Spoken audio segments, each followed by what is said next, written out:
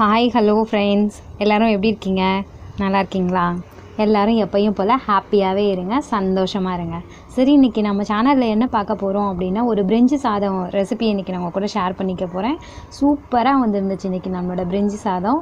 சரி, இதை வாங்க வீடியோக்குள்ளே போய் டீட்டெயில்டாக பார்க்கலாம், எப்படி பண்ணலாம் அப்படின்னு சொல்கிற ஃபுல் ரெசிபி இன்றைக்கி நான் உங்கள் கூட ஷேர் பண்ணிக்கலான் இருக்கேன். அதுக்கு முன்னாடி நம்ம VishaSivam லைஃப் ஸ்டைல் சேனலை ஃபஸ்ட் டைம் பார்க்குறவங்க லைக் பண்ணிக்கோங்க, கமெண்ட் பண்ணுங்கள், மறக்காமல் உங்கள் ஃப்ரெண்ட்ஸ் அண்ட் ஃபேமிலி கூட ஷேர் பண்ணிக்கோங்க. சரி, வாங்க வீடியோக்குள்ளே போய் டீட்டெயில்டாக பார்க்கலாம். நம்ம சேனலை சப்ஸ்கிரைப் பண்ணிக்கோங்க, பக்கத்தில் இருக்க பெல்லை ஒரு அடி அடிச்சுட்டு அதை ஆல்னு செட் பண்ணிக்கோங்க. அப்போ தான் நம்ம போடுற ஒவ்வொரு வீடியோவும் நோட்டிஃபிகேஷனும் உங்களுக்கு வரும். இதுக்கு நான் தேவையான பொருள் என்னென்னு பார்த்தீங்கன்னா, ஒரு 2 தக்காளியை வந்து இந்த மாதிரி குட்டி குட்டியாக ஸ்லைஸ் பண்ணி வச்சுருக்கேன். ஒரு 3 மீடியம் சைஸ் வெங்காயத்தை இந்த மாதிரி குட்டி குட்டியாக ஸ்லைஸ் பண்ணியாச்சு. ஒரு 4 பச்சை மிளகாவை இந்த மாதிரி நான் கீரி எடுத்து வச்சுருக்கேன். எப்பயும் போல் நம்ம மல்லித்தலை, புதினா எல்லாம் ஒரு கைப்பிடி அளவுக்கு நம்ம எடுத்துக்கலாம். இதுக்கு காய்னா எப்பவும் போல் நம்ம கேரட்டு, பீன்ஸு, உருளைக்கிழங்கு எல்லாத்தையும் இந்த மாதிரி நான் கட் பண்ணி வச்சுருக்கேன். இது வந்து ஒரு 200 போல் இருக்குது இந்த காய். இந்த குழந்தைங்களுக்கு காய் இதுலேருந்து எடுத்து சாப்பிட்றதுக்கு ரொம்பவே பிடிக்கும். ஸோ இந்த காயெல்லாம் ரெடி ஆயிடுச்சு. இப்போது ஸ்டார்ட் பண்ணிடலாம். இதுக்கு நான் இந்த மாதிரி ஒரு தேக்ஸா எடுத்திருக்கேன், பிரியாணிக்குன்ற தேக்ஸா மாதிரி எடுத்திருக்கேன். ஸோ இதை வந்து காய வச்சுக்கலாம். சட்டி காஞ்சதுக்கப்புறமா இன்றைக்கி இது ஃபுல்லாமே நம்ம நெய்யில் தான் பண்ணிக்க போகிறோம். ஸோ இதுக்கு தேவையான அளவுக்கு ஒரு 4 டீஸ்பூன் போல் நான் போட்டுக்கிறேன். 4 டீஸ்பூன் நெய் போட்டுக்கலாம். இதுக்கு மெயினாக நம்ம போட போகிறதே இந்த பிரிஞ்சி இலை தான், அந்த பிரியாணி இலை சொல்லுவோம்ல, அந்த பிரியாணி இலை தான் இதுக்கு நம்ம யூஸ் பண்ணிக்க போகிறோம். இதில் வந்து ஒரு 3லேருந்து 4 பிரியாணி இலை யூஸ் பண்ணிக்கலாம். நம்ம ஸ்டார் அனீஸ் இருக்குல்ல, அன்னாச்சி பூ சொல்லுவோம், இது வந்து ஒரு 3 பூ வரைக்கும், 3லேருந்து 4 பூ வரைக்கும் போட்டுக்கலாம். இதில் வேறு எந்த ஸ்பைசஸும் நம்ம ஆட் பண்ணிக்க போகிறதில்ல. எனக்கு கொஞ்சம் பிஞ்சு, அதாவது உடஞ்ச பூவாக இருந்துச்சு, அதுலேருந்து நான் எடுத்து போட்டுக்கிறேன். ஒரே ஒரு பூ மட்டும் அந்த மாதிரி இருந்தது. கொஞ்சமாக சோம்பு ஆட் பண்ணிக்கிறேன். இது மட்டும்தான் நம்ம இதில் போட போகிறோம். வேறு எந்த ஸ்பைசஸும் இதுக்கு நமக்கு சேர்க்க வேண்டாம். இதை மட்டும் போட்டுட்டு நல்லா வதக்கிக்கலாம். நல்லா அந்த ஸ்மெல் வரணும்ல, அந்த அளவுக்கு நம்ம இதை வந்து நல்லா ஃப்ரை பண்ணிக்கலாம். பிரியாணியெல்லாம் நிறையாவே போட்டுக்கோங்க. அது மாதிரி வெங்காயம் நம்ம எடுத்து வச்சுருந்தோம்ல, வெங்காயம், பச்சை மிளகாய், இது 2 மட்டும் போட்டு நல்லா இதை ஃப்ரை பண்ணிக்கலாம். நம்ம எப்பயும் போல் பிரியாணிக்கு மாதிரி நல்லா ஃப்ரை பண்ணணும் அப்படிங்கிறதில்ல, ஒரு 3/4 ஃப்ரை பண்ணால் போதும், நல்லா வதங்கிக்கிறட்டும் அது. இப்போ நம்ம எடுத்து வச்சுருந்த தக்காளியையும் உள்ளே ஆட் பண்ணிக்கலாம். இதில் வந்து நம்ம தக்காளியை அதிகமாக சேர்க்க போகிறது இல்லைல்ல, கம்மியாக தான் சேர்க்குறோம். ஒரு 2 தக்காளி தான் சேர்த்துருக்கோம். சூப்பராக வந்துருந்துச்சு இந்த சாதம். எங்கள் வீட்டு பிள்ளைங்களுக்கு ரொம்பவே பிடிச்சிருந்துச்சு. நல்லா வதக்கிட்டு இதை நம்ம தட்டு போட்டு இப்போ மூடி வச்சுக்கலாம். கொஞ்ச நேரம் அந்த தக்காளி நல்லா வெந்து வரணும். ஸோ அதனால் அதை தட்டு போட்டு நம்ம மூடி வச்சுக்கலாம். இப்போ ஓப்பன் பண்ணி பார்க்கலாம். கரண்டி வச்சு நல்லா அதை வந்து கிளறி விட்டுக்கலாம். தக்காளி அங்கேங்க முழுசாக இல்லாமல் எல்லாத்தையும் நல்லா நம்ம இது பண்ணி விட்டுக்கலாம், மசிச்சு விட்டுக்கலாம். இதுக்கு இஞ்சி பூண்டு பேஸ்ட் வந்து ஒரு 1.5 ஸ்பூன் போட்டுக்கலாம்.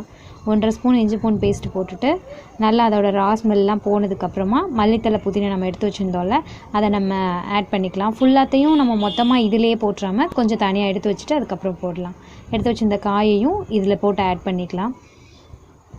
இதில் வந்து நான் பாஸ்மதி ரைஸ் தான் ஆட் பண்ணிக்க போகிறேன். இந்த டம்ளரால் நான் 1 டம்ளர் எங்களுக்கு நான் எடுத்திருக்கேன். ஸோ இதில் வந்து 1:3 அந்த ரேஷியோவில் நம்ம இதை போட்டுக்க போகிறோம். 1 டம்ளர் வந்து தேங்காய் பாலும், 2 டம்ளர் வந்து நம்ம நார்மல் வாட்டரும் இதுக்கு ஆட் பண்ணிக்க போகிறோம். இப்போ இந்த காய்க்கு தேவையான அளவு உப்பு போட்டுக்கலாம். உப்பு போட்டு நல்லா வதக்கிக்கலாம்.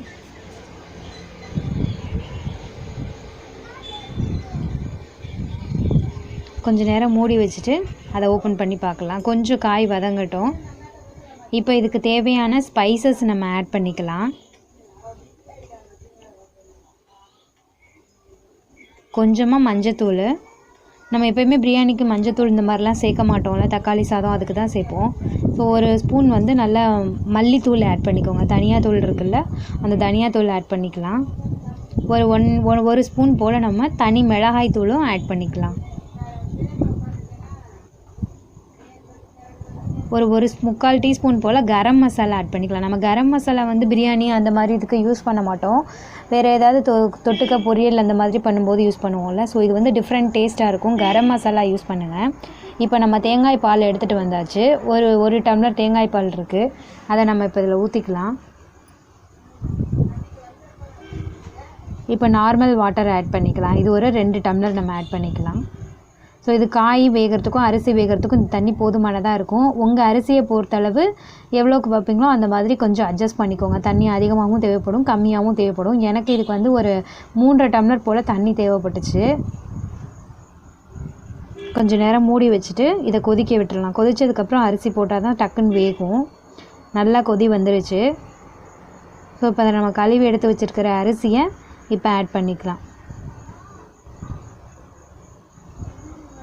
இதுக்கு ஊற வைக்கலாம் வேண்டாம். அரிசி கொஞ்சம் நேரத்துக்கு முன்னாடியே ஊற வைக்கணும் அந்த மாதிரிலாம் இல்லை. ஸோ இப்போ நம்ம கழுவி எடுத்தால் அப்படியே நம்ம போட்டுக்கலாம். இந்த அரிசி வந்து ரொம்ப சீக்கிரமே உடஞ்சிரும். ஸோ அதனால் பார்த்து பொறுமையாக அதை வந்து கிண்டி விடணும். உடஞ்சிட்டா வந்து நீளமாக வராதில்ல, அதனால் அப்படி பண்ணிவிட்டு கொஞ்சம் வந்து டேஸ்ட் பண்ணி பார்த்துக்கோங்க. இந்த ஸ்டேஜில் உப்பு காரம் எல்லாம் கரெக்டாக இருக்கா அப்படின்னு பார்த்துக்கோங்க. எப்போவுமே உப்பு கொஞ்சம் எக்ஸஸாக போட்டால் தான் நல்லாயிருக்கும். அரிசி வேறு வெந்து வரணும்ல. ஸோ இந்த அளவுக்கு இன்றைக்கி நம்ம சாதம் வெந்துருச்சு. இது வந்து 3/4 பதமாக தான் இருக்குது. ஸோ 3/4 பதமாக இருக்கும்போதே நம்ம அடுப்புலேருந்து கீழே இறக்கி வச்சிடணும். இப்போ அதில் வந்து ப்ரெட்டு வந்து நான் ஸ்லைஸ் பண்ணி இதை நல்லா எண்ணெயில் போட்டு வறுத்து எடுத்து வச்சுருக்கேன். இதையும் இது கூட நம்ம ஆட் பண்ணிக்கலாம். இப்படி இதை ஆட் பண்ணும்போது எப்படி இருக்குன்னா ஒரு டிஃப்ரெண்ட் நல்ல ஒரு ஃப்ளேவர் கிடச்சிச்சு இந்த பிரிஞ்சி சாதத்துக்கு. ஸோ இதே மாதிரி நீங்கள் இன்னொரு டைம் ட்ரை பண்ணி பாருங்கள். இப்போ நம்ம அப்போ எடுத்து வச்சுருந்தோம்ல மல்லித்தலை, புதினா இதெல்லாம், அதில் வந்து கொஞ்சத்தை நான் எடுத்து வச்சுருந்தேன். அதை இந்த ஸ்டேஜில் நம்ம போட்டுட்டு மூடி போட்டுட்டு இப்போ நம்ம தம் போட போகிறோம். எல்லா பக்கமும் கிளறி விட்டுட்டு இதை இப்போ தட்டு போட்டு மூடி நம்ம இதை இப்போ வந்து தம் பண்ணிடலாம். தம் பண்ணும்போது இன்னும் கொஞ்சம் நல்லாவே வெந்துடும், சாஃப்டாக இருக்கும். இப்போ இந்த மாதிரி நான் வந்து தோசை சட்டியை வந்து காய வச்சுருக்கேன். இது வந்து வேஸ்ட்டு சட்டி இருக்கும்ல, நம்ம சப்பாத்தி இந்த மாதிரிலாம் போடுவோம்ல, அது அந்த கல்லை தான் நீங்கள் வச்சிங்கன்னா நல்லாயிருக்கும். அந்த கல்லை அப்படி அடியில் வச்சு ஹீட் பண்ணிவிட்டு நல்லா மீடியம் ஃப்ளேமில் இல்லை லோ ஃப்ளேம்லேயே வச்சுருங்க. வச்சுட்டு தட்டு வச்சு மூடி இந்த மாதிரி வெயிட் வச்சுக்கோங்க. அவ்வளோதான், நம்ம தம்மோட முடிஞ்சிருச்சு. இப்போ எனக்கு வீட்டுக்குள்ளே லைட்டிங் பத்தலை. ஸோ அதனால இன்றைக்கி நான் வெளியில் வச்சுருக்கேன். எப்படி அழகாக வந்திருக்குது பாருங்களேன். அவ்வளோ டேஸ்ட்டு, பிள்ளைங்களுக்கெல்லாம் அவ்வளோ பிடிச்சிருந்துச்சு. அந்த பிரெட் ஸ்லைஸ்லாம் மஞ்சுவுக்கு ரொம்பவே பிடிச்சிருந்துச்சு. எனக்கு அதுதான் வேணுங்கிற மாதிரி நல்லா சாப்பிட்டுச்சு. பிரியாணி இந்த மாதிரிலாம் பண்ணும்போது கூட குழந்தைங்க, எங்கள் வீட்டு பிள்ளைங்க விரும்பி சாப்பிட மாட்டாங்க. ஸோ இன்றைக்கி இந்த பிரிஞ்சி சாதம்னோன்னா மஞ்சு, ஸ்ரீ, சாதனா எல்லாருமே விரும்பி சாப்பிட்டாங்க. ரொம்ப பிடிச்சிருக்கு அப்படி சொன்னாங்க. இதே மாதிரி உங்கள் குழந்தைங்களையும் நீங்கள் சந்தோஷப்படுத்தணும்னு நினச்சிங்கன்னா இந்த ரெசிபி உங்கள் குழந்தைங்களுக்கு செஞ்சு கொடுங்க. ரொம்பவே சந்தோஷமாக இருங்க. இந்த வீடியோ பிடிச்சிருந்துச்சுன்னா லைக் பண்ணுங்கள், கமெண்ட் பண்ணுங்கள், ஷேர் பண்ணுங்கள். மறக்காமல் நம்ம சேனலை சப்ஸ்கிரைப் பண்ணிக்கோங்க. Thank you friends. Thank you so much.